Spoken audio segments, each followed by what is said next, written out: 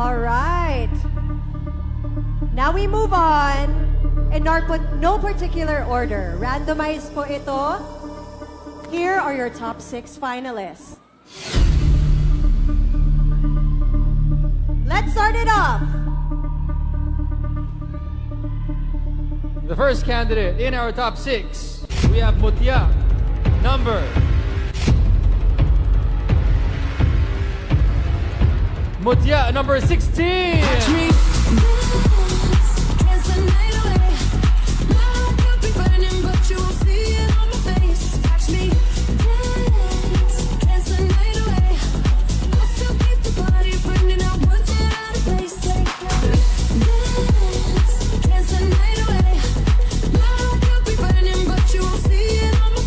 You are one step closer to the crown. Mutya, number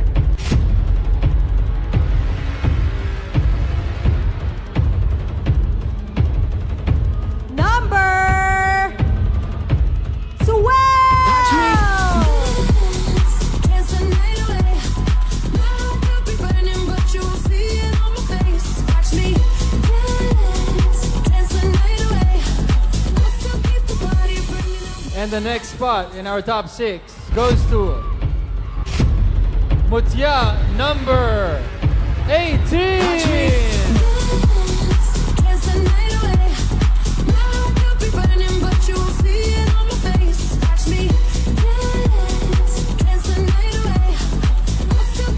Our next finalist is Mutya, number 14.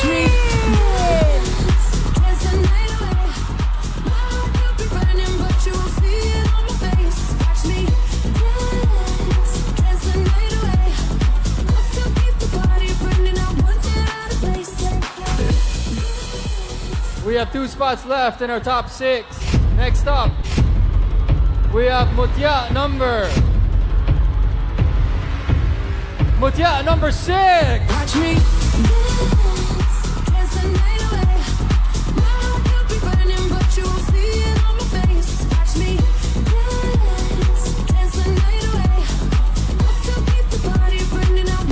We have one more slot left in our top 6. Sino sa tingin nyo ang pasok sa ating top 6? Pasok ba ang bet nyo for tonight? You are the last finalist. Mutya, number 1.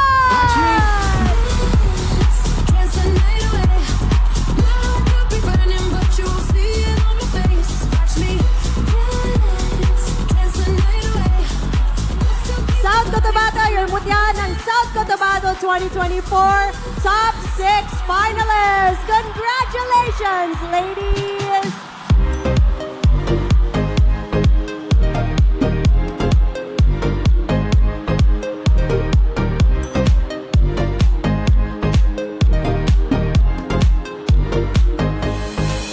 Nakakakaba talaga tong part na to. We are going to once again test the wit of our top 6 finalists with another round of Q&A. Kahit ako inaabangan ko to kasi uber challenging ang Q&A dito sa South Cotabato. So let's see what our top 6 has to offer. Yes, to our ladies, our finalists behind us, good luck.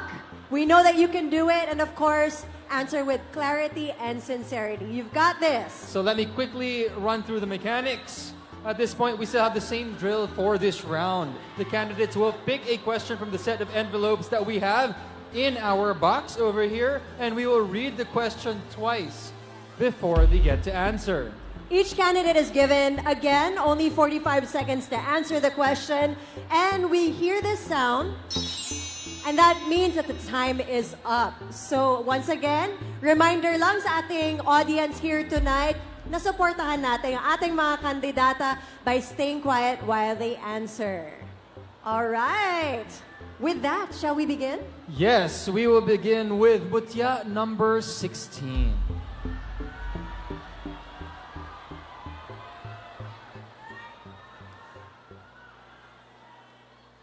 How are you tonight? I feel honored and great, honestly. Thank you all so much to my supporters. I'm sure they're very, very excited for you. And now we move on to your question. With the prevalence of cyberbullying and its impact on individuals' mental health and well-being, how can social media platforms be effectively leveraged as tools to not only combat cyberbullying, but also foster a culture of positivity, empathy, and respect online? Again, with the prevalence of cyberbullying and its impact on individuals' mental health and well-being, how can social media platforms be effectively leveraged as tools to not only combat cyberbullying, but also foster a culture of positivity, empathy, and respect online? Hello. I believe that maybe almost everyone have experienced cyberbullying, most especially now that we have cancel culture. And it's important that we educate someone through education and not through violence. So as a candidate, as a South Cotabatenya, and as a woman of purpose, what we should do is to create a platform, a supportive and safe online platform where our users, most especially the children, can showcase their selves with no fear and negativity. Let us practice kindness and respect so we can all foster as one. Thank you. Thank you so much, Mutya number 16. Now we move on to Mutya number 12.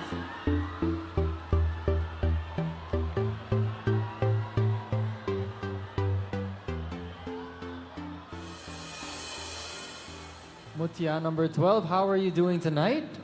Hello, I'm good. How are you? Are you enjoying South Cotabato? Yes, I am enjoying. I wish I could stay longer. But with that, I do have your question.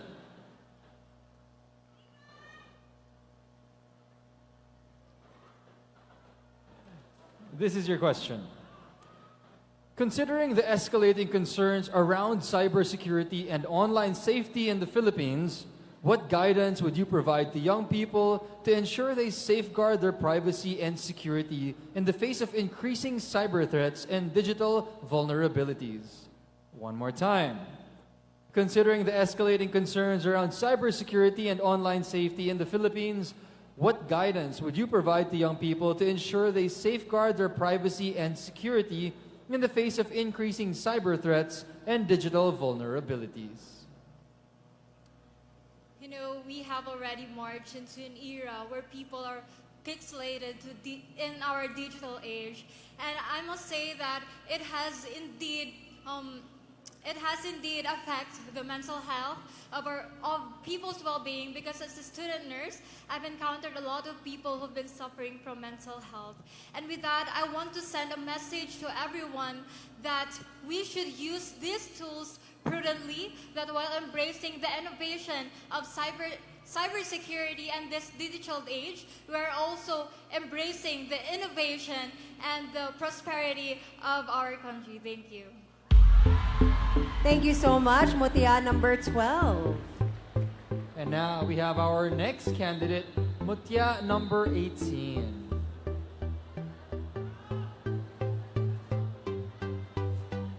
Kamusta ka, Mutya number 18? Well, I feel nervous, but most especially feel starstruck that I am here together with you guys. Well, we're glad to be with you on this journey of yours. But with that, we move on to your question for tonight. In consideration to the ongoing social challenges in the Philippines, such as high unemployment rates and economic disparities, what new and creative initiatives would you suggest to aid unemployed individuals in reintegrating effectively into the workplace? Once again, in consideration to the ongoing social challenges in the Philippines, such as high unemployment rates and economic disparities, what new and creative initiatives would you suggest to aid unemployed individuals in reintegrating effectively into the workplace? I believe that to address these social challenges, we must connect with our private businesses sector. Because I believe that if we connect and create conversations with them, we will be able to have or open up opportunities and job opportunities for our fellow Filipino who are economically challenged. And through that, I believe we can create a more country where no one is being left behind and everyone is striving for success. Thank you. All right, thank you so much, Mutya, number 18. Up next, we have Mutya number 14. How is everything? Mutya number 14.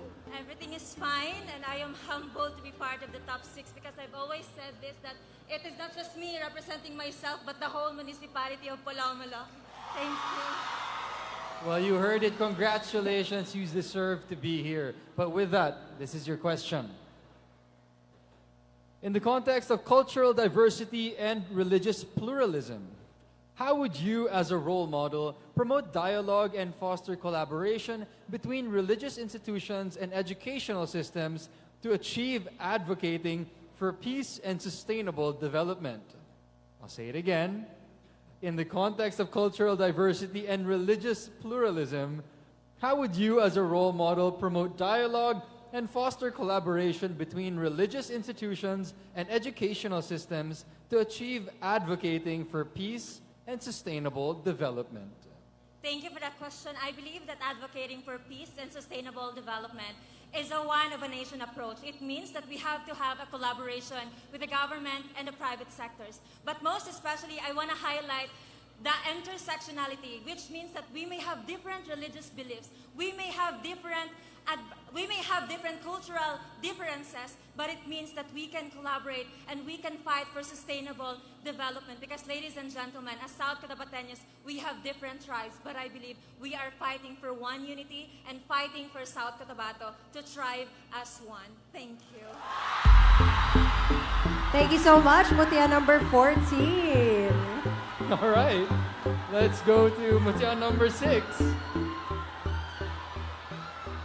How are you, Mutya number 6? I'm doing great, Megan, and I wanted to take this opportunity to thank my supporters, especially my beloved Tantangaños for our unwavering love and support. Thank you so much.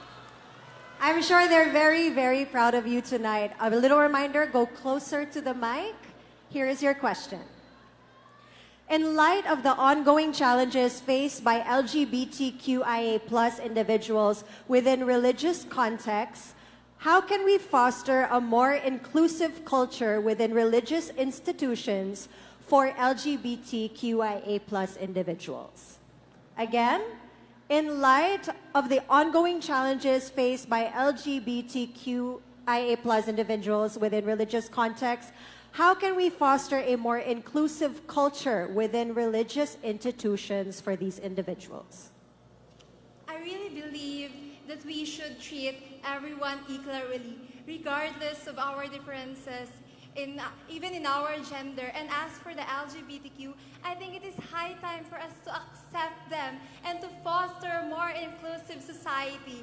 Because I believe that everyone should be recognized and should be visible enough here in our community. Thank you so much. Thank you, Mutya number 6. And now we have our final candidate. Mutya number 1, kamusta? I feel so nervous. There's only one spot left. Yes, one spot na lang. But I feel grateful, blessed, and overwhelmed to be part of the top 6. Thank you. Well, you have a lot of supporters here tonight, so best of luck. Your supporters are there, they're proud of you, and here is your question. Given the pressing social issues in the Philippines, such as economic disparities and financial challenges faced by many families, what specific financial habits and practices do you believe young people should cultivate to ensure their long-term financial security and stability? So one more time. Given the pressing social issues in the Philippines, such as economic disparities and financial challenges faced by many families, what specific financial habits and practices do you believe young people should cultivate to ensure their long-term financial security and stability? Thank you for that question. I believe that Philippines is having a hard time in addressing poverty, but given our current economic status, it is impossible to give only one solution. But there are three multi-points, and that would be through education, by teaching the young generations not just education or quality education, but being financial literate. We can able to hone and craft them to become a person that is resilient, and through securing through strengthening our social safety net, where we could provide financial assistance to low-income families in the Philippines. And lastly, through addressing the opportunities. Thank you so much, Mutya number 1. Thank you very much. All right, there you have it. Ladies and gentlemen, our top 6 finalists. Sino kaya ang aabante sa top 3?